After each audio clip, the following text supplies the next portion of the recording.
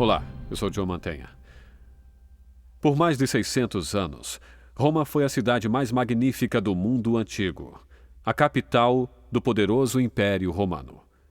Mas com a ascensão do imperador Constantino o Grande, uma segunda capital foi construída no leste e logo parecia que seria o fim da cidade eterna. O império estava mudando.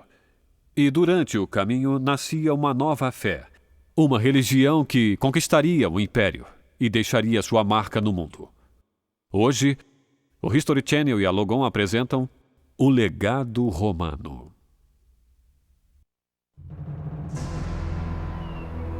O Legado Romano, distribuído por Logon, versão brasileira Sérgio Moreno. Esta já foi a terra mística de Júpiter, Apolo e Marte, Mitra, Ísis e Cibele. Um mundo de astrólogos, mágicos e fazedores de milagres. Era o Império Romano, onde as pessoas acreditavam em muitos deuses e em muitas religiões. Mas na província da Judéia, no centro-leste do Império, viviam os judeus, que rezavam para um único Deus, rejeitando todos os outros. Sua religião era o judaísmo. Eles acreditavam que o Messias viria para salvá-los de seus problemas, mas muitos discordavam sobre quando seria a vinda desse Messias. Em 30 a.C., um número de professores e visionários judeus foram avisados de que o Messias seria um deles, um pregador judeu chamado Jesus. Jesus, que dizia poder curar e fazer milagres, atraiu muitos seguidores que buscavam uma nova religião.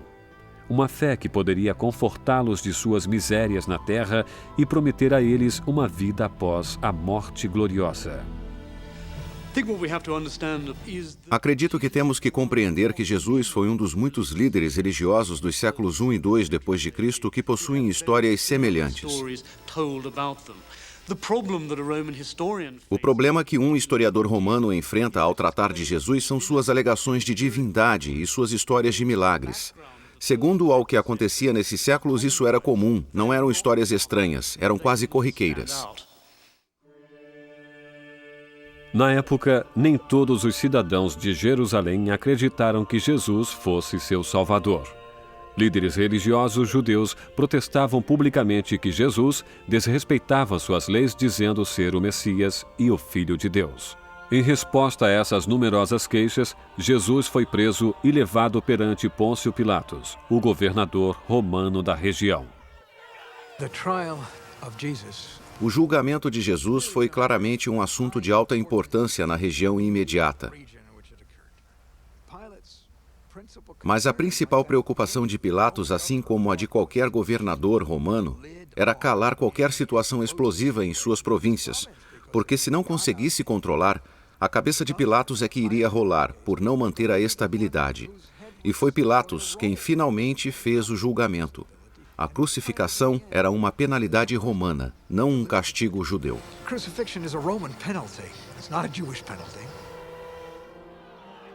Temendo as possíveis repercussões políticas do imperador Tibério em Roma, Pôncio Pilatos condenou Jesus à morte.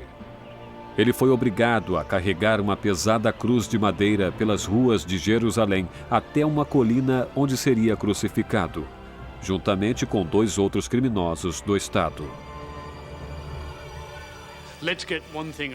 Vamos entender uma coisa sobre Jesus Cristo. Pouca gente percebeu que ele foi crucificado quando isso aconteceu. Foi um momento acontecido em meio a milhares de outras execuções de vários criminosos e renegados por todo o Império Romano. O que é mais surpreendente sobre Pôncio Pilatos é que ele não estaria interessado em Jesus. Era somente outro judeu que clamava ser o Messias para liderar outro movimento de resistência. Um entre muitos que as autoridades romanas tinham que enfrentar.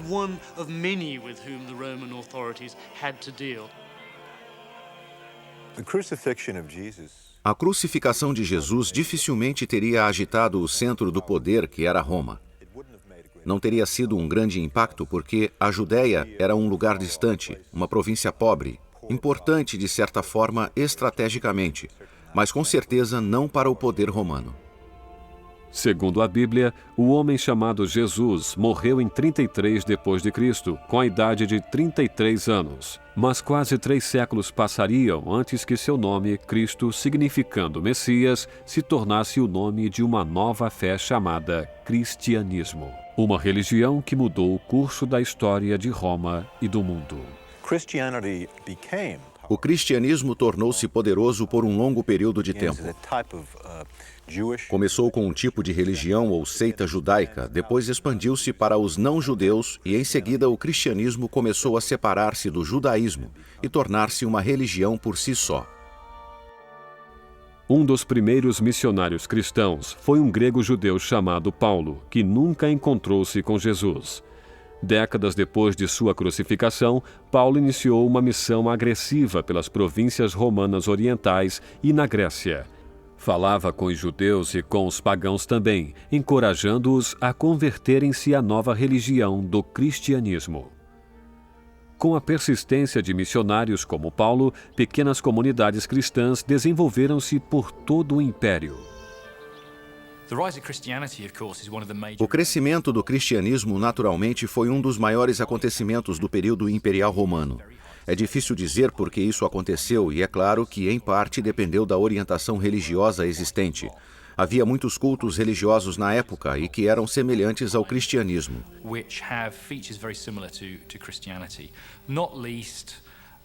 Religiões que levavam em conta o que a pessoa fazia na terra e com a promessa de uma vida após a morte.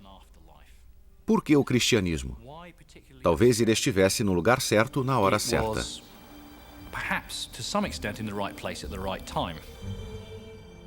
Em sua maior parte, os romanos podiam praticar qualquer religião, desde que adorassem os deuses do Estado romano, principalmente Júpiter, o espírito guardião do imperador.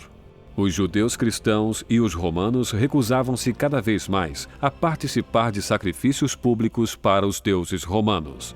Mas, diferentemente dos judeus, os cristãos eram agressivos no recrutamento de convertidos. No final do século III, os cristãos tinham recrutado membros de grupos de outras religiões, inclusive alguns de dentro das comunidades judaicas. Chegaram a recrutar soldados do exército romano. O que aconteceu durante o terceiro século foi guerra civil, anarquia e as invasões. E o governo, que tinha apoiado todos esses centros urbanos, entrou em colapso. Quando isso aconteceu, a força relativa dessas pequenas organizações cristãs tornou-se maior. E assim o poder dessas igrejas cristãs durante o século III, já que o governo afundara na anarquia, tornou-se cada vez mais forte. Com o passar dos séculos, certos imperadores tornaram-se cada vez mais intolerantes com outras religiões. Em 202 d.C., o imperador Sétimo Severo baniu qualquer cidadão romano que se convertesse ao judaísmo ou ao cristianismo, e quem desobedecesse seu decreto era executado nos anfiteatros por soldados ou animais selvagens. Suas execuções tornaram-se acontecimentos esportivos. Eram cobertos com peles de animais selvagens e esquartejados por cães. Tácito. Um dos perseguidores mais ferrenhos dos cristãos foi Diocleciano. Nascido na província da Dalmácia, o soldado iletrado lutou por seu império, conseguindo subir ao trono no final do século III. Mas com o tempo, Diocleciano não se sentia mais preparado para cuidar de seu império em expansão, que incluía 44 províncias de culturas e crenças diversas. Em 286 d.C., Diocleciano criou uma tetrarquia, na qual 4 imperadores dividiriam a liderança do império. Os imperadores Diocleciano e Galério governavam as províncias orientais. As ocidentais eram controladas pelos imperadores Maximiano e Constâncio. O Império Romano jamais fora um todo completamente unido em todos os sentidos. Sempre foi dividido em regiões e havia 2 espécies de super-regiões: o Oeste, onde falavam o latim, ou seja, a Itália, e todas as terras do Ocidente que aproximavam-se da África de um lado e a Grécia ao leste, incluindo a parte oriental do mar Mediterrâneo. Portanto, havia diferenças linguísticas. E, de certa forma, talvez sempre tenha havido uma linha dividindo o leste do oeste. So in a sense, there was perhaps always a fault line between East and West. 2 dos 4 imperadores, Diocleciano e Galério, instigaram um movimento anticristão. Proibiam os cristãos de adorar publicamente em grupos. As Bíblias foram condenadas. Esses imperadores também impuseram tortura e morte para qualquer cidadão romano que se recusasse a honrar os deuses do Estado. Milhares de cristãos foram martirizados durante o movimento que durou 10 anos, ao mesmo tempo que milhares de outros renegavam suas crenças cristãs para salvar suas vidas. Apesar da ameaça de perseguição pelos imperadores Diocleciano e Galário, crescia o número de cristãos. Em 305 d.C., a tetrarquia original finalmente desandou. 2 imperadores abdicaram e 2 morreram. 4 novos imperadores tornaram-se herdeiros do trono, mas cada um desses imperadores seria suplantado por um homem sábio que mudaria para sempre o Império Romano.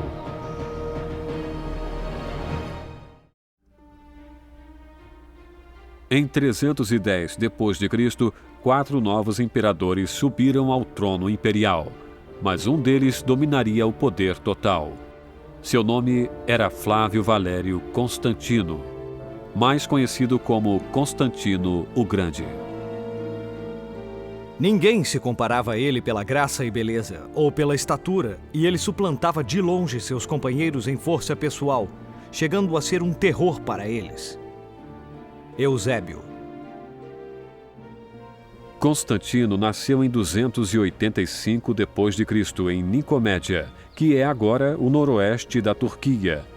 Seu pai, Constâncio I, fora um dos imperadores escolhidos para a tetrarquia de Diocleciano. O jovem Constantino era um homem corajoso e implacável, de aparência forte. Com a morte do pai, Constantino aproveitou-se da lealdade do exército a seu pai na Bretanha para ser proclamado como um dos 4 imperadores de Roma. Constantino foi governador das províncias ocidentais com o imperador Maxêncio. Os territórios orientais eram governados pelos imperadores Licínio e Maximino Daia. Desde o princípio, Constantino não tinha interesse em partilhar o trono. Planejou matar os outros governadores, um por um. Em 312 d.C., decidiu destruir Maxêncio.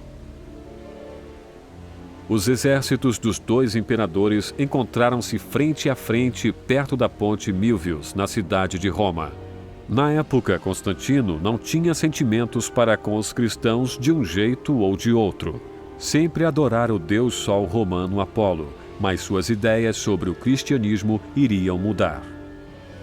Durante a batalha terrível contra Maxêncio, a ponte Milvius não aguentou o peso dos soldados e muitos homens afogaram-se no rio lodoso devido ao peso de suas armaduras. O exército de Constantino sentiu-se sem esperanças e perto da derrota, quando de repente aconteceu um estranho fenômeno. Constantino foi surpreendido por uma luz magnífica no céu. Constantino disse que a luz tinha a forma das letras X e P, que em grego são as primeiras letras da palavra Cristo. Abaixo do símbolo reluzente estavam as palavras: sob isto vós conquistareis. Uma voz celestial então ordenou que Constantino usasse esse símbolo em todas as batalhas futuras com seus inimigos. Constantino interpretou esse sinal como vindo de Jesus Cristo. Disse a seus homens que pintassem aquele símbolo em seus escudos no dia seguinte. Seu exército conseguiu derrotar o de Maxêncio, tornando-o governador único das províncias ocidentais. A partir daquele momento, Constantino professou sua devoção ao cristianismo. Na época em que Constantino subiu ao poder no início do século IV, o cristianismo era uma religião muito poderosa, e alguns historiadores afirmam que qualquer imperador que quisesse ser poderoso naquela época teria que, de uma forma ou de outra, aceitar os cristãos. Se foi esse ou não o caso, ou se Constantino foi a figura principal que, usando sua influência e decisão como imperador, virou a maré na direção do cristianismo, é um fato que ainda é altamente debatido entre os historiadores. É importante lembrar que para Constantino não havia nada de especial no cristianismo, mas ele poderia ser usado politicamente. Falar de religião nesse império é falar de política. Falar de política é falar de religião. A conversão de Constantino ao cristianismo, sendo devida à intervenção divina ou a motivações políticas, permanece um mistério. Mas o cristianismo tornou-se rapidamente sua cruzada. O cristianismo alcança o sucesso como religião romana porque é uma religião de guerra. Constantino, como cristão, espera que seu novo Deus seja um Deus das batalhas.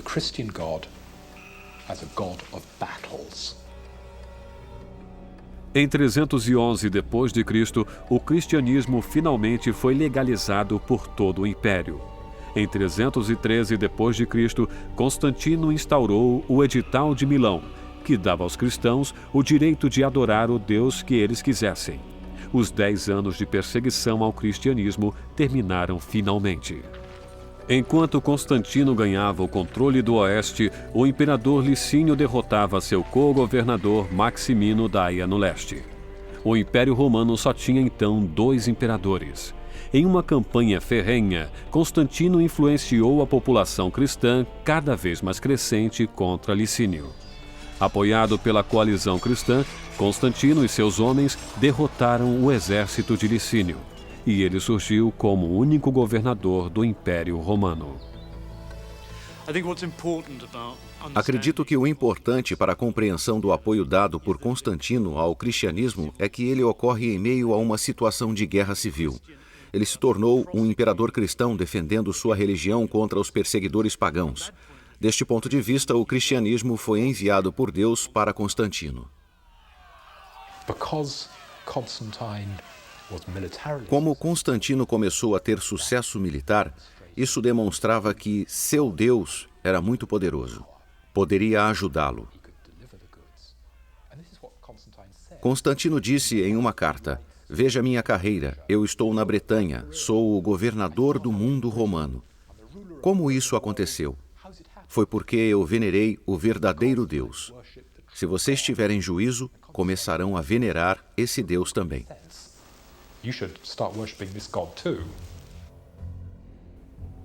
As vitórias militares de Constantino conquistaram para ele milhares de convertidos cristãos. Como resultado, o imperador deu andamento às suas reformas políticas e religiosas. Em 324 d.C., baniu os sacrifícios pagãos e pilhou seus templos e suas riquezas. Líder sem piedade, também estabeleceu leis estritas de conduta. Os judeus eram proibidos de possuir escravos cristãos. A fuga era ilegal. E estupradores condenados eram queimados vivos. Tendo adquirido o controle, começa então a administrar da maneira que melhor lhe sirva e as suas crenças religiosas, iniciando uma série de leis cristãs muito importantes e muito interessantes.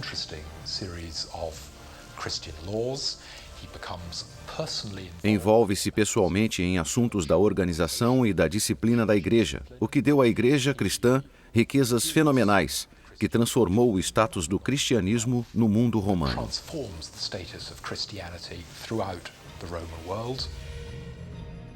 Mas o próprio Constantino estava longe de ser piedoso. Em 324 d.C., mandou seu filho Crispus ser executado por alegação de adultério. Mais tarde, Constantino soube que sua mulher Fausta planejara a morte de Crispus para que os filhos dela de um casamento anterior se tornassem herdeiros do trono dele.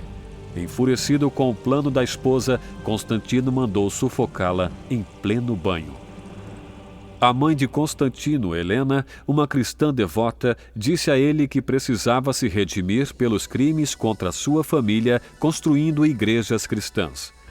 Constantino obedeceu o pedido da mãe, erigindo igrejas por todo o império.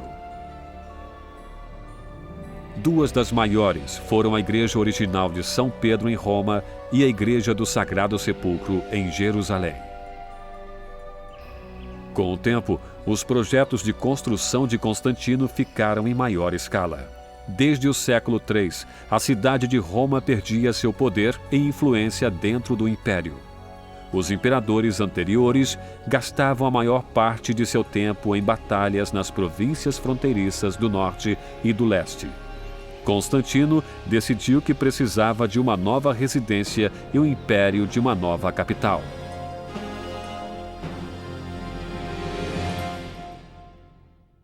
Em 324 d.C., Constantino começou a construir uma segunda capital imperial.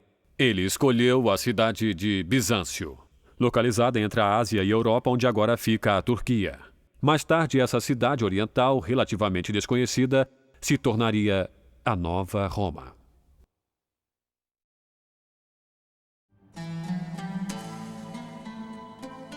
Em 324, a cidade de Bizâncio tornou-se a capital oriental do Império Romano.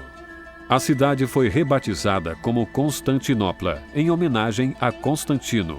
Escolhida por sua posição estratégica, Bizâncio fora anteriormente um próspero porto comercial, à beira do Mediterrâneo e do Mar Negro.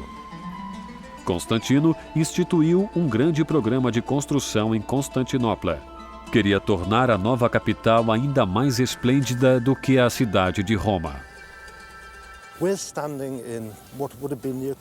Estamos agora no que teria sido a Acrópolis, o centro fortificado da cidade grega, originalmente a cidade grega de Bizâncio. Sua motivação para a escolha de Constantinopla é o seu acesso à Anatôlia e também ao rio Danúbio, as duas áreas que mais poderiam ameaçar todo o Império Romano.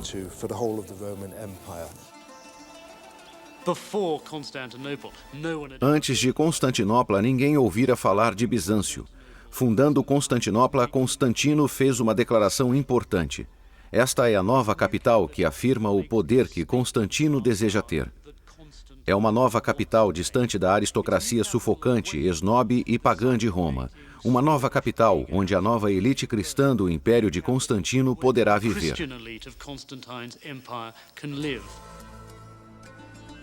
Em 330 d.C., Constantinopla era uma cidade cristã. O clero, os monges e freiras percorriam as ruas congestionadas. As igrejas dominavam o cenário. Constantino continuou a construir seu eleitorado entre os cristãos.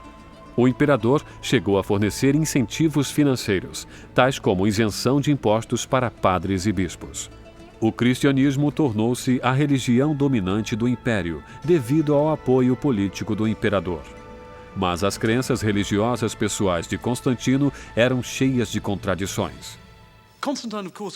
Constantino naturalmente continuou a adorar o Deus Sol, mesmo depois de sua conversão ao cristianismo. Isto não deve nos surpreender nem um pouco. A conversão de Constantino ao cristianismo não é uma confirmação de classe. Ele não abraça o cristianismo como um cristão moderno, pio, frequentador da igreja. Constantino continua como muitos cristãos fizeram junto com ele, adorando o Deus Sol, Apolo. Como muitos romanos, Constantino praticava o cristianismo e também a religião tradicional dos romanos durante toda a sua vida adulta. Mas em abril de 337 d.C., o imperador ficou gravemente doente. Requisitou um bispo para batizá-lo formalmente. Quando Constantino morreu, seu corpo foi enterrado em um mausoléu na Igreja dos 12 Apóstolos em Constantinopla, onde ele afirmava ser o 13º apóstolo. Na morte, Constantino tornou-se formalmente cristão. Um fato interessante sobre Constantino é que sabemos que ele só se converteu ao cristianismo quando estava em seu leito de morte. E o motivo é que ele podia, como o imperador, executar pessoas sem se sentir culpado. Não estava traindo nenhum dos 10 mandamentos.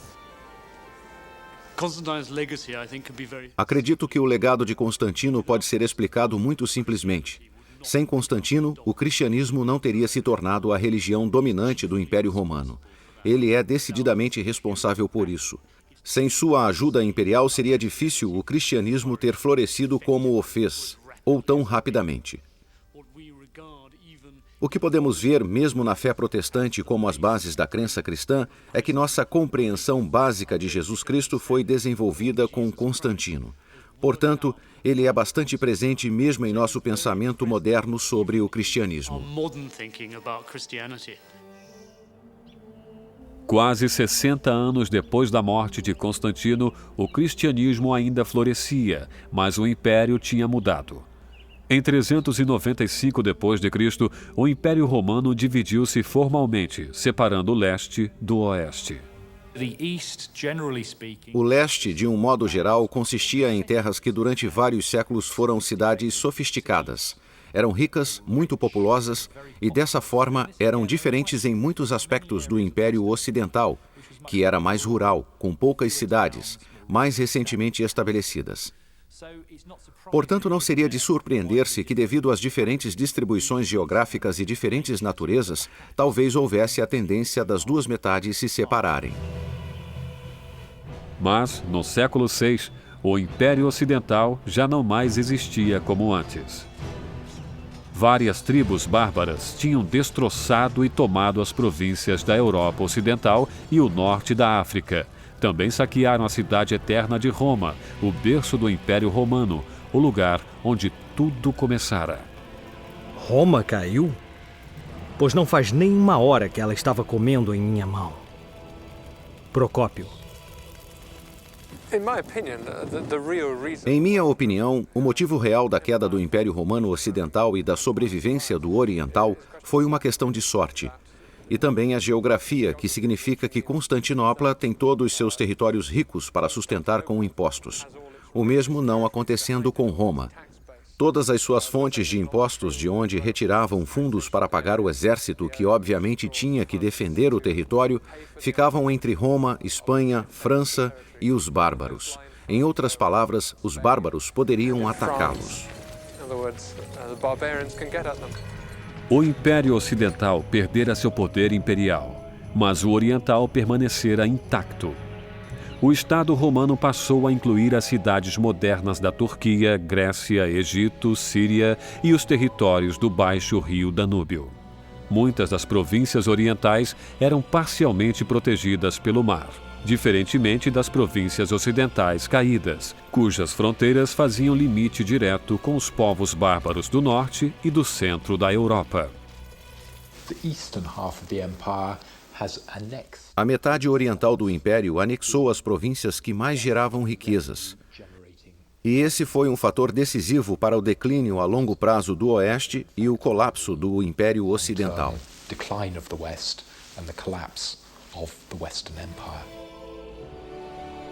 A capital, Constantinopla, ainda era o centro do poder.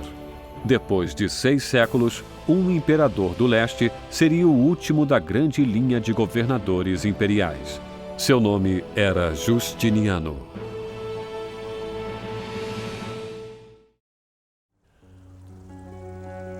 Em 527 d.C., Justino, o imperador do mundo mediterrâneo, morreu, deixando seu trono para o sobrinho Justiniano I, que anteriormente ocupava o posto de cônsul em Constantinopla.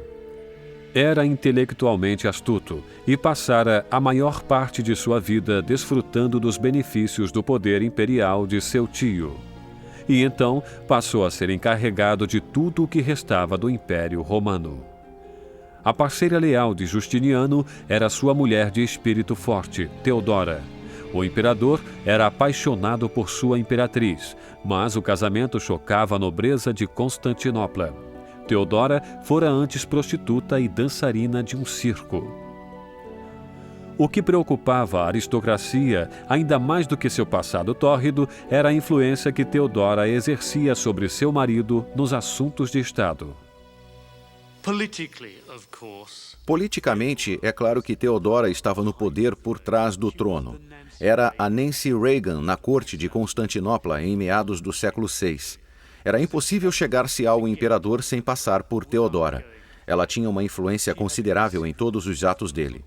Talvez possa-se dizer corretamente que Teodora não estava por trás do trono de Justiniano, e sim na sua frente. Teodora tinha um rosto atraente e uma bela figura. Tinha muita pressa para entrar no banho, não tendo muita vontade de sair dele. Dormia por várias horas. E mesmo agindo assim durante grande parte do dia, sabia muito bem dirigir todo o Império Romano. Procópio. Esse horror refletiu-se na história escrita por Procópio, que nos conta o que realmente acontecia por trás das portas fechadas do Palácio Imperial de Constantinopla.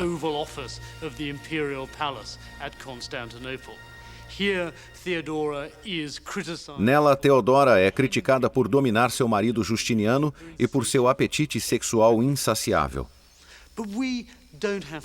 Mas não temos que acreditar nisso.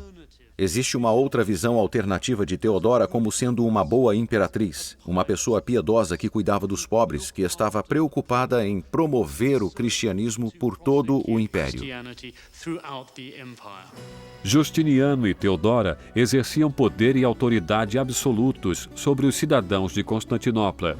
Os visitantes ao Palácio Imperial tinham que rastejar sobre as mãos e joelhos até o trono e beijar os sapatos do imperador. Justiniano tomou a si a difícil tarefa de reorganizar as leis romanas dos 4 séculos anteriores. As leis foram recodificadas e publicadas em um livro chamado Sumário da Lei Romana. Essas publicações eram um esforço para perseguir legalmente o comportamento desregrado da cidade. Justiniano dirigiu suas leis duras para com o crime a alguns de seus apoiadores desregrados, que costumavam fazer agitações. O incidente mais catastrófico de todos ocorreu no Hipódromo Teatro da cidade, onde aconteciam as corridas de biga, o correspondente à Copa do Mundo de Futebol do Mundo Antigo. As equipes de bigas competiam pelos prêmios e por dinheiro. Mas em 532 d.C., a competição tornou-se violenta quando as torcidas dos times azuis e verdes começaram a brigar entre si. Os azuis acusavam os verdes de organizar uma série de assassinatos pela cidade ao estilo da máfia. Os verdes retaliaram dizendo que os azuis faziam a mesma coisa, mas que eram protegidos, pois sabia-se muito bem que o imperador Justiniano estava do lado dos azuis. Os oficiais da cidade tentaram acalmar a tensão, ordenando a execução imediata de 7 criminosos, tanto das facções azuis quanto das verdes. Os acusados foram arrastados para a arena, mas as execuções não foram feitas. As jaulas se abriram e os homens escaparam. Em vez de acalmar a multidão, o incidente provocou uma agitação maciça. Os torcedores irritados gritavam Nice, Nice, Nice, que era o grito de vitória dos corredores.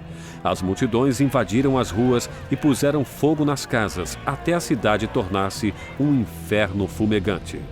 O povo que ainda ficara no hipódromo gritava exigindo a execução de seu imperador Justiniano, que estava sentado no camarote real com Teodora. Justiniano queria fugir da cidade, mas Teodora não o deixou. Se agora é seu desejo salvar-se, ó imperador, não há problema. No entanto, depois de salvar-se, considere que não chegará o dia em que trocará essa segurança pela morte. Quanto a mim, aprecio um velho ditado que diz que a realeza é uma boa mortalha para um enterro. Teodora.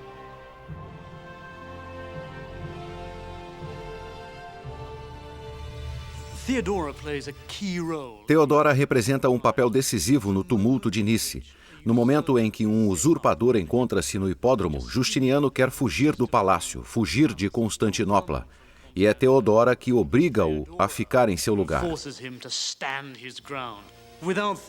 Imagino que sem Teodora, naquele momento, Justiniano teria perdido o trono. Ele deve a ela mais 50 anos de governo, a coragem dela naquele momento. Então Justiniano decidiu naquele exato momento sobre uma maneira engenhosa de resolver o problema da revolta no hipódromo. Simplesmente fechou as portas, enviou seu exército e 30.000 pessoas foram mortas a sangue frio. Os apoiadores dos azuis e dos verdes. E aquele foi o fim da revolta de Nice. A revolta de Nice terminou, mas o incidente violento deixou a cidade enterrada em cinza e lixo. Sem desesperar, Justiniano viu a destruição como uma oportunidade de reconstruir Constantinopla, tornando-a ainda mais magnífica do que tinha sido. Autorizou um projeto de construção bastante dispendioso, incluindo a reconstrução da Igreja de Santa Sofia, uma das maravilhas arquitetônicas de Constantinopla. Esta é a Igreja de Santa Sofia, construída pelo imperador Justiniano e por sua esposa Teodora, que levou 5 anos para ficar pronta, o que é um período extremamente curto para uma estrutura tão ambiciosa. Olhando para ela, vemos a maior cúpula da antiguidade, mas o que eu acho mais interessante nessa construção é seu conceito de arquitetura turca moderna. Ela foi transformada em uma mesquita quando os otomanos tomaram Constantinopla, tornando-se o protótipo de muitas mesquitas futuras.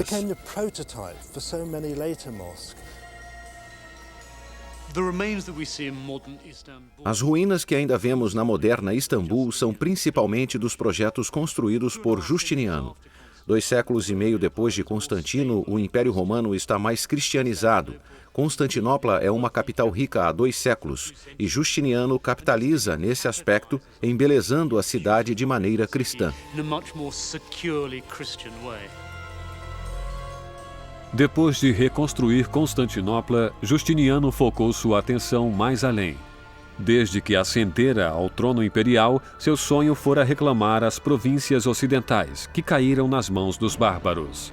Em 527 d.C., Justiniano preparou-se para reunir o leste e o oeste.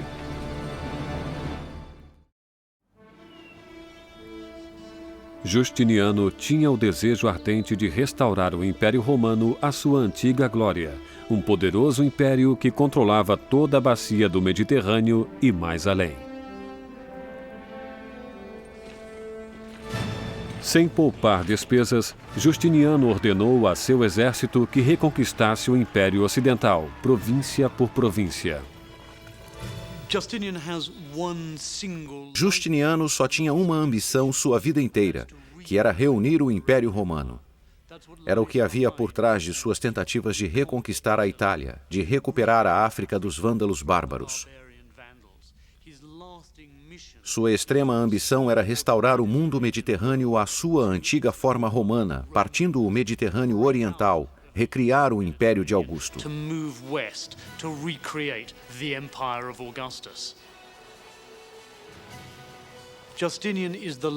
Justiniano é o último imperador que pensa e quase consegue refazer o Império Romano. Sob Justiniano, essa seria a última chance que um império decadente tinha para restaurar os limites territoriais e a unidade que havia no Império de Augusto. Mas enquanto as tropas de Justiniano tentavam reconquistar o Império Ocidental, o Império Oriental estava sendo ameaçado pelos persas, que faziam fronteira com as províncias orientais. O Império do Leste está agora a ponto de um colapso. O mundo de Justiniano desmoronava em torno dele. Em 548 d.C., sua esposa e alma gêmea Teodora morreu. Com sua partida, Justiniano perdeu a vontade de viver. Eles se amavam, e acredito que este foi um casamento cujos fundamentos estavam baseados em um grande grau de igualdade entre o imperador e a imperatriz. Ele ficou muito triste quando ela morreu de câncer em 548. Se alguém quiser pensar em como poderia descrever o relacionamento deles, existe uma maravilhosa abertura para uma lei de Justiniano que diz que o casamento é fundado no afeto mútuo, não sendo necessário um dote. Gosto de pensar nessa frase como uma descrição do casamento deles. Justiniano ainda encontrou uma força interior para sobreviver 17 anos depois da morte de sua adorada esposa. Mas o preço pago para o fortalecimento de seu império tinha caído sobre as costas do povo. Justiniano criou impostos pesados para os cidadãos romanos, para impedir que os forasteiros invadissem o império. Mas seu plano de impostos acabou secando as fontes de suas províncias. Em 565 d.C., Justiniano finalmente morreu, e com ele os dias gloriosos do império também desapareceram. Tinham desaparecido as procissões triunfantes nas ruas de Roma e de Constantinopla. Tinham desaparecido as lutas dos gladiadores e as corridas de bigas. No entanto, depois da morte de Justiniano, os territórios do Império Oriental não morreram com ele. Evoluíram e floresceram por 800 anos. Uma das imagens mais fortes que temos do Império Romano é a ideia de que ele declinou e caiu. O poder imperial romano desapareceu no Ocidente. Mas temos a tendência de esquecer que o Oriente permaneceu, tornou-se o estado que conhecemos como o Império Bizantino, que continua a existir por vários séculos, e só foi finalmente extinto em 1453, quando os turcos tomaram Constantinopla. Mas o Império Romano acabou caindo para os turcos otomanos em 1453 d.C. Esse povo muçulmano levou sua religião do Islã para a cidade de Constantinopla. As igrejas foram convertidas em mesquitas. Os remanescentes desse glorioso império foram desaparecendo. O Império Romano tinha acabado, mas não fora esquecido. Seu rico legado ainda permeia a arte e a arquitetura que podem ser vistas em quase todas as cidades do mundo. A literatura romana, a lei e a linguagem têm sido estudadas e adotadas por muitas culturas por todo o mundo. As religiões do judaísmo, cristianismo e islamismo, que fizeram parte dessa civilização perdida, florescem ainda hoje. O espírito de Roma vive em toda parte. Parte do legado romano é a tradição clássica da cultura grega, do drama, do épico e da organização política. Democracia, o ideal da liberdade, essas coisas foram absorvidas pelo Império Romano, foram reformadas e preservadas, e nos influenciam até hoje.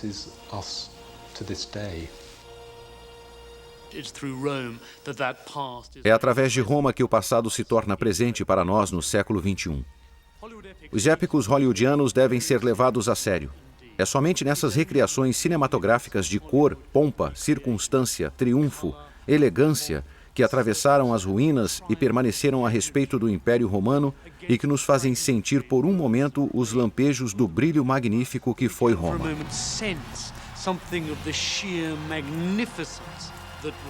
Devemos assistir os filmes de Hollywood, pois eles transportam para nós a glória que um dia pertenceu a Roma.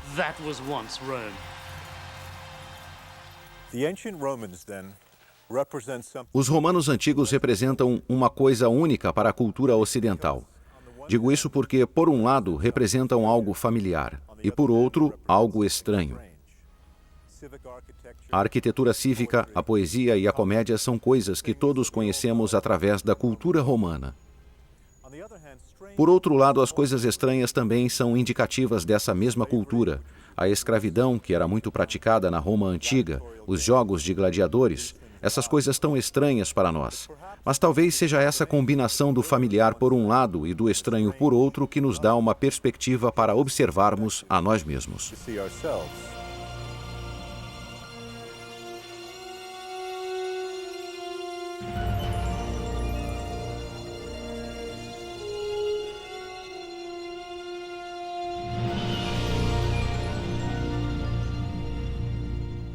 O famoso orador romano Cícero escreveu: "Não saber o que aconteceu antes de nascermos é permanecer crianças a vida inteira. Conhecer o Império Romano é compreender melhor a nós mesmos. Durante 1700 anos, esse império fabuloso estabeleceu os padrões que as civilizações futuras ainda seguem.